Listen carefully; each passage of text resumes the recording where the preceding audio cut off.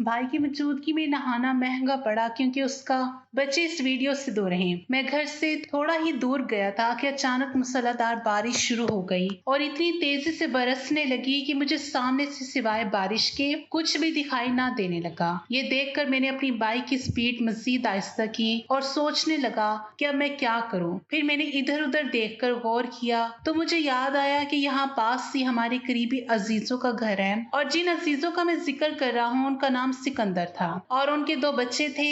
एक लड़का उमर जो कि मैट्रिक का स्टूडेंट था और दूसरी उनकी बेटी जिसका नाम आयशा था और वो बीए करके फारिग हुई थी और घर के कामों में अपनी अम्मी का हाथ बटाती थी। बड़ी खूबसूरत दिलकश लड़की थी। मैंने दरवाज़ा बजाया तो मिसेस सिकंदर ने दरवाज़ा खोला और मुझे देखते ही उनके चेहरे पर एक मेहरबान मुस्कुराहट आ उभरी और वो बड़ी शफ़क़त से कहने लगी, आज ये चांद किधर से निकल आया। फिर जैसे ही उनकी नज़र मेरे भीगे बदन पर पड़ी तो वो एकदम चौंक गई और बोली, ओहो बेटा, तुम तो बुरी तरह से भीग गए हो, जल्दी से अंदर आ जाओ। और खुद एक तरफ हो गई। जैसे ही मैं अंदर दाखिल हुआ तो उन्होंने फौरन ही अपनी बेटी आयशा को आवाज़ दी, आयशा इधर आओ। और फिर उन्होंने वहीं से दोबारा आवाज़ लगाई और कहने लगी, बेटा जल्दी से भाई के कपड़े ले आओ। और फिर मुझसे बोली, ऐसा करो कि पहले तुम कपड़े तब्दील कर लो, इतने में तुम्हारे लिए चाय लेकर आती हूँ। इसी दौरान आयशा भी कमरे में दाखिल हो गई और मुझे देखकर बोली, ओहो भाई, आप तो बुरी तरह भीग चुके हैं। फिर बोली, आप ऐसा करो कि बाथरूम में भाई का नाइट सूट है वो पहन ले और ये कपड़ा आप मुझे दे दें, मैं इनको इस्त्री करके सुखा देती हूँ। आयशा की बात सुनकर मैं जल्दी से वॉशरूम में घुस गया और उसके भाई की शर्ट पहनी और अपने गीले कपड़े लेकर बाहर आ गया। आयशा कमरे के बाहर मेरा इंतजार कर रही थी। मैं वॉशरूम से बाहर आया और उसकी नजरें मुझ पर पड़ी। पहले तो वो ठटक गई और फिर वो बड़े जोर से हंसने लगी। फिर अचानक पता नहीं उसे क्या याद आया कि एकदम से उसका चेहरा लाल हो गया। मैं हैरानी से देखे जा रहा था कि पता नहीं इस लड़की को क्या हो गया है। अभी मैं इसी सोच में था कि उसने अपना मुंह दूसरी तरफ किया और अपने हाथ से मेरे नीचे की तरफ इशारा किया। और अब जब मैंने उसका इशारा अपने नीचे की तरफ देखा तो मैंने देखा कि मेरा पहना हुआ पैजामा नीचे से सारा फटा हुआ था। ये देखकर मैं वॉशरूम में घुस गया और आयशा को कहा कि मेहरबानी करके मुझे उमर का कोई दूसरा पैजामा ला दो। उसने मेरी बात सुनी और बोली, ओके आप अंदर ही रहना, मैं लेकर आती हूँ। और फिर कुछ देर बाद उसने वॉशरूम के दरवाजे पर दस्तक दी। मैंने दरवाजा खोलकर सर बाहर निकाला और उसने जल्दी से अपना हाथ आगे बढ़ाया और बिना कुछ कहे एक और पैजामा मुझे थमाकर चलने लगी। तो पीछे से मैंने आवाज देकर शरारत भरे लहजे में पूछा कि ये तो ठीक है ना। मेरी बात सुनकर उसने मुड़कर मेरी तरफ देखा और मुस्कुराकर बोली, जी ये ठीक है, और फिर बाहर भाग गई। मैंने जल्दी से पैजामा तब्दील किया और बाहर आ गया। देखा तो मिसेस सिकंदर खड़ी थी और मुझे देखते ही कहने लगी, बेटा चाय तैयार है, तुम चाय पी लो। इतने में आयशा तुम्हारे कपड़ों को सुखा कर ले आती है। मैं कुर्सी पर बैठ के और चाय पीने लगा और उसके साथ साथ मिसेस सिकंदर के साथ हल्की फुल्की गपशप भी लगाता रहा। इसी तरह आयशा भी मेरे कपड़ों को सुखा कर ले आई थी और मेरे सामने कपड़े रखकर वो भी बैठ गई और हमारी गपशप हो गई। बातों बातों में अचानक मिसेस सिकंदर ने अपने सर पर हाथ मारा और बोली, मैं तो भूल ही गई थी कि मैंने हांडी चूल्हे पर रखी हुई है। और फिर उठते हुए बोली, मैं देखूं कि कहीं ऐसा ना हो कि मेरी हांडी जल गई हो। और फिर वो तकरीबन भागते हुए किचन की तरफ चली गई।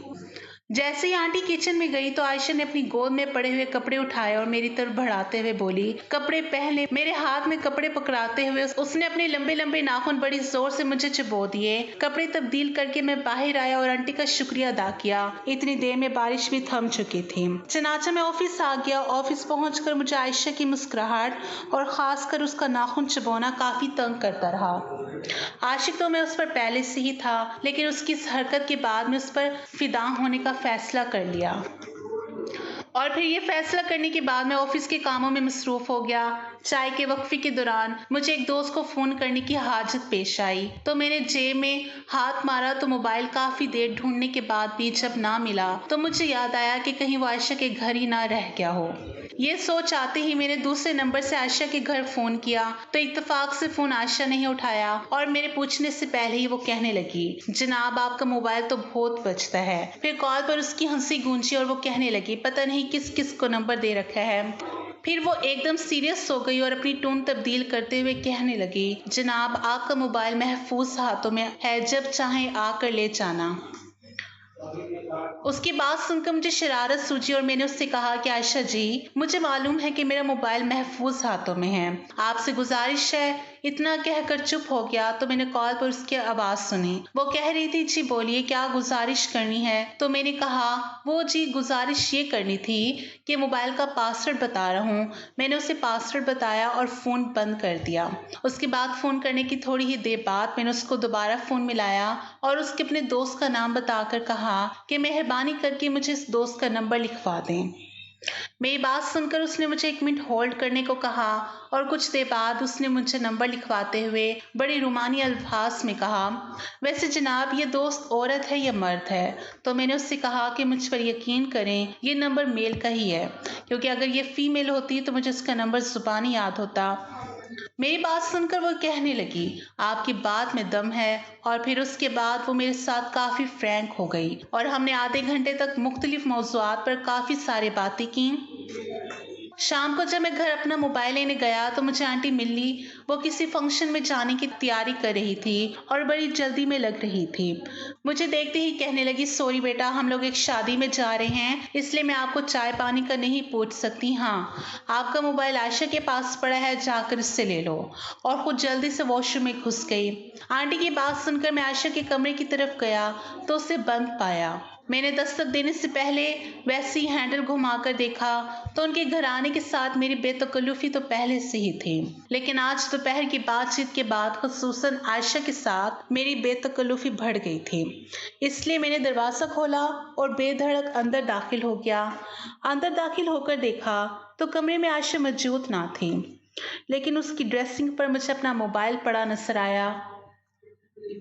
चनाचा मैं ड्रेसिंग की तरफ बढ़ा और अभी मैं वहां से अपना मोबाइल उठा ही रहा था कि अचानक वॉशरूम का दरवाजा खोला और मैंने जो दरवाजे की तरफ देखा तो आयशा बड़ी तेजी के साथ वॉशरूम से बाहर निकल रही थी। उसके एक हाथ में कमीज जबकि दूसरे हाथ में एक मैली से बनियान कपड़े वो तेजी के साथ अपनी अलमारी की तरफ बढ़ रही थी।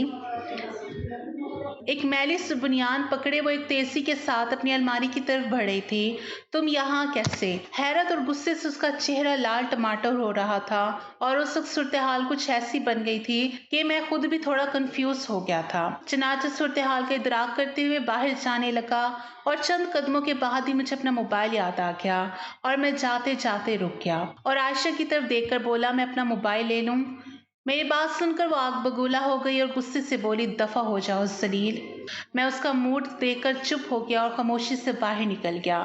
चूंकि वो लोग इस वक्त शादी में जाने के लिए तैयार हो रहे थे, इसलिए मेरा वहां रुकना बेकार था। मैं घर आ गया, एक दोस्त को फोन करने लगा तो याद आया कि मेरा मोबाइल तो सिकंदर अंकल के घर पड़ा है। फिर याद आया कि वो तो शादी पर गए होंगे, अब क्या करूं? फिर ख्याल जहन में आया कि हो सकता है अंकल शादी पर ना गए हों, कि अमूमन ऐसी दावतों पर जाने से वो परहेज ही करते थे। ये सोचकर मैंने उनके घर फ़ोन किया। हैरत हुई क्योंकि दूसरी तरफ से फ़ोन आयशा ने ही उठाया था। उसकी आवाज़ सुनकर मैं हैरान रह गया। आयशा के हेलो के जवाब में मैंने उससे कहा कि तुम शादी पर नहीं गई। मेरा सवाल सुनकर पहले तो वो काफ़ी देर चुप रही। मेरे ख्याल में वो इस सोच में थी कि जवाब दे या ना दे, क्योंकि कुछ देर पहले होने वाले वाक़ये के बाद वो मुझसे बात करे या ना करे।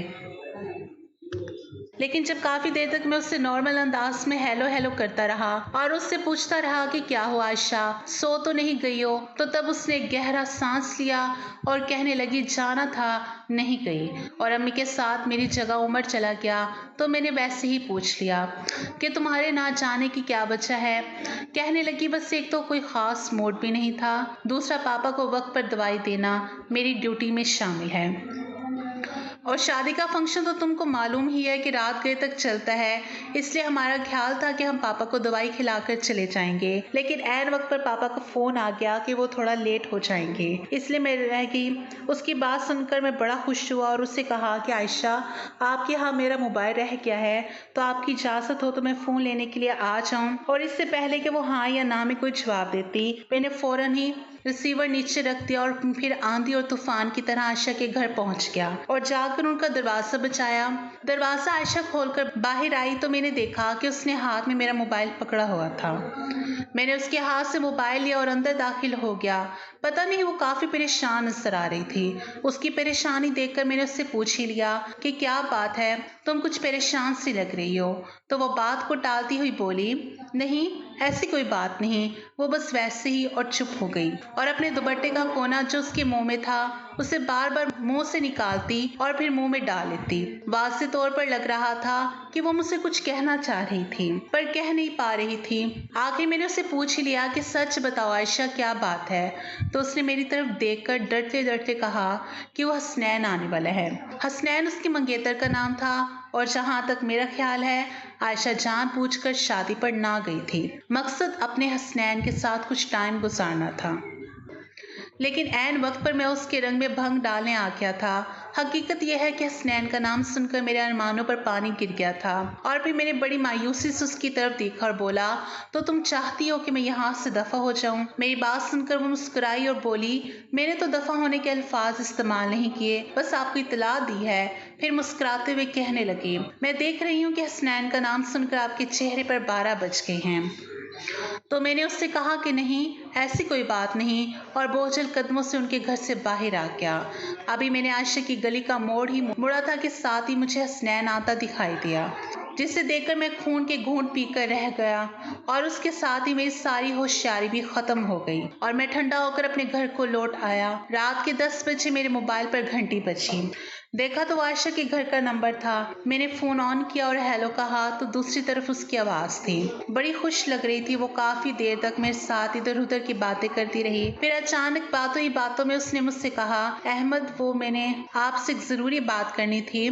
तो मैंने उससे कहा, हुक्म करो। मेरी बात सुनकर वो कहने लगी, बात ये करनी थी कि आप मामा से इस बात का हरगिज़ जिक्र ना करना कि आज हसनैन हमारे घर आया था।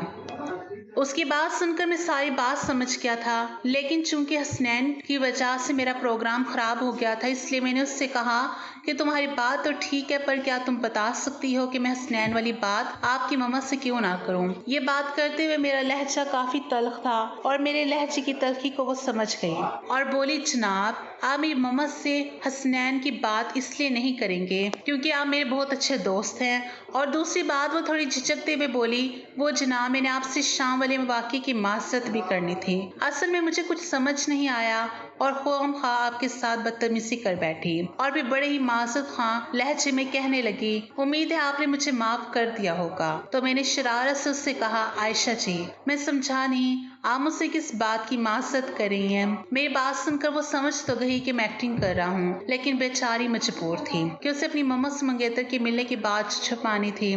इसलिए वो थोड़ा अटक अटक कर कहने लगी, वो जब मैं वॉशरूम से बाहर आई थी उसकी इतनी बात सुनकर मैंने कहका लगाया और उससे बोला, वो अच्छा मैं समझा। फिर मैंने उससे कहा, कोई बात नहीं। मेरी बात सुनकर पता नहीं कि वो बदमज़ा हुई कि उससे मज़ा आया, लेकिन इसने उस पर कोई तबसरा नहीं किया और मेरी बात सुनी अनसुनी करते हुए कहने लगी, ओके जनाब आपसे गपशप फिर होगी, आप मुझे इजाज़त दें। फिर कहने लगी, अच्छा तो मैं हसनैन वाले मामले से मुतमईन रहूँ ना। तो मैंने उससे कहा, क्यों नहीं जी, आप हसनैन से मिले, लेकिन आयशा आपसे गुजारिश है। तो वो कहने लगी, वो क्या। तो मैंने कहा कि कभी कभी इस गरीब पर भी नजरे करम कर दिया करें। मेरी बात सुनकर वो एक अदा से हंसी और कहने लगी, आपकी दरख्वास्त नोट कर ली गई है, और फोन बंद कर दिया। इस वाक़े के बाद उसके साथ मेरे ताल्लुकात कुछ और भी गहरे हो गए और वो अक्सर ही फ़ोन करने लगी। उसके साथ साथ तकरीबन हर दूसरे तीसरे दिन मैं उनके घर में जाने लगा। उनके घर में अमूमन आयशा और उसकी अम्मी ही होती थी। जहाँ तक उम्र का ताल्लुक था तो इस बेचारे का तो उन लोगों ने शेड्यूल ही इस कदर बनाया हुआ था, इस कदर सख्त बनाया हुआ था कि उसे घर में रहने का मौका ही नहीं मिलता था। वो 2 बजे आता, फिर रोटी खाकर वो 1 घंटा आराम करता और उसके बाद ट्यूशन के लिए जाता, कभी दोस्तों के घर चला जाता और वहां से वो रात 8 बजे 9 बजे वापस आता। इधर मैं शाम से ऑफिस छुट्टी के बाद ही उनके घर जाया करता था। होते होते आयशा के साथ साथ उसकी मम्मा के साथ भी मेरी अच्छी खासी दोस्ती हो गई थी और वो दोस्ती दिन ब दिन कुछ और आगे बढ़ रही थी। आयशा की मम्मा के साथ नहीं बल्कि आयशा के साथ, लेकिन वो मुझे एक हद से आगे नहीं जाने देती थी और ना ही वो मुझे आयशा के साथ कोई तन्हाई का मौका देती थी। लेकिन फिर भी मौका मिलने पर मैं उसका हाथ पकड़ लेता था और उसे दबाव भी देता था और बस इससे आगे आयशा की चालाक मामा ने हमें कभी मौका ही नहीं दिया था। बल्कि साई की तरह वो उसके साथ रहती थी और आयशा अपनी मम्मा से बेहद डरती थी। हालांकि वो बज़ाहिर ऐसी ना थी, लेकिन एक बात जरूर है और वो ये कि उन्होंने आयशा को खासा खींचा हुआ था। एक दिन की बात है कि मैं ऑफिस की छुट्टी के बाद अंकल के घर गया। आयशा की मम्मा घर में अकेली थी। मेरे पूछने पर बताया कि आयशा अपनी किसी दोस्त के घर गई है। वो बरामदे में बैठी सब्जी काट रही थी और मैं उनके पास जाकर बैठ गया। खिलाफ मामूल आज मुझे मिसेस सिकंदर कुछ ज्यादा ही संजीदा दिखाई दे रही थी। मेरे पूछने पर कहने लगी, कुछ नहीं बेटा। फिर सब्जी छीलते हुए उन्होंने मेरी तरफ देखा और बोली, बेटा आपसे एक बात कहूँ, आप बुरा तो नहीं मानेंगे क्योंकि मेरे अंदर आयशा के बारे में पहले से चोट तो मौजूद था। इसलिए आंटी की बात सुनकर मेरे अंदर बेचैनी शुरू हो गई कि पता नहीं आंटी क्या बात करने वाली हैं। चनाचा मैंने कहा, जी आंटी आप बेधड़क बात करें, मैं बुरा नहीं मनाऊंगा। मेरी बात सुनकर वो कहने लगी, बेटा वो आपको पता है कि आयशा की मंगनी हो चुकी है। उनकी बात सुनकर मैं हैरान हुआ और बोला, जी आंटी मुझे खूब अच्छी तरह मालूम है कि उसकी मंगनी हो चुकी है और शायद 1 महीने बाद उसकी शादी भी हो जाए। मेरी बात सुनकर सब्जी छीलते छीलते उन्होंने मेरी तरफ देखा और फिर बोली, तो मेरा मतलब है। फिर वो बात कहते कहते रुक गई। वो सर झुकाकर बोली, उम्मीद है कि तुम मेरी बात का मतलब समझ ही गए होगे। आंटी की बात सुनकर मेरी तो हवाइयाँ उड़ गई और मैं तेजी से सोचने लगा कि अब मैं उनको क्या जवाब दूं। इसी दौरान मेरे शैतानी दिमाग में एक आइडिया आया और ज्यादा टाइम न होने की वजह से मैंने बिला सोचे समझे उस पर अमल करने का फैसला कर लिया। चनाचा मैंने बराह रास्त आंटी की आंखों में आंखें डालकर कहा, आंटी यकीन करें मेरा आयशा के साथ कोई चक्कर नहीं है। आंटी जो बड़े गौर से मेरी बातें सुन रही थी इस बात पर कि मेरा इससे कोई ताल्लुक नहीं है। हैरत के मारे उनका मुंह खुला का खुला रह गया और वो कहने लगी, लेकिन फिर आप हमारे घर के इतने चक्कर क्यों लगाते हैं? इससे पहले कि वो कुछ और कहती, मैंने अपने चेहरे पर एक गंभीर संजीदगी के साथ साथ बड़ा ही रोमांटिक सा मूड बना लिया और उनसे बोला, आंटी अगर मैं सच्ची बात करूं तो आप नाराज तो नहीं होगी ना? तो वो कहने लगी, हाँ हाँ तुम बात करो, तुम्हारी बात अगर नाराज होने वाली हुई तो वादा है कि मैं तुमसे हरगिज नाराज नहीं होंगी। तो मैंने थोड़े शर्माते हुए और डरते उनसे कहा, आंटी जी बात असल ये है कि मुझे आप बहुत अच्छी लगती हो। मेरी बात सुनकर आंटी को बहुत सख्त झटका लगा। वो मेरी बात को रद्द करते हुए मुझे समझाने लगी, बेटा मैंने जो बात आपको कही है उसको बुरा ना मनाना। हम लड़की वाले हैं और हमें अपनी इज्जत का डर है, वरना आप जैसे मर्जी आए। इसके बाद मैंने काफी दिनों तक आंटी के घर का चक्कर नहीं लगाया और इत्तेफाक से ना ही मेरा आंटी से कोई आमना सामना हुआ कि मैं अपनी एक्टिंग का रिजल्ट देख लेता। मेरे उनके घर ना जाना की वजह आयशा पूछती भी रही, लेकिन मैंने दफ्तर का बहाना बना लिया। लेकिन उसके साथ गपशप वैसी ही चलती रही। 1 माह बाद आयशा की शादी हो गई और हमारा राब्ता बिल्कुल खत्म हो गया।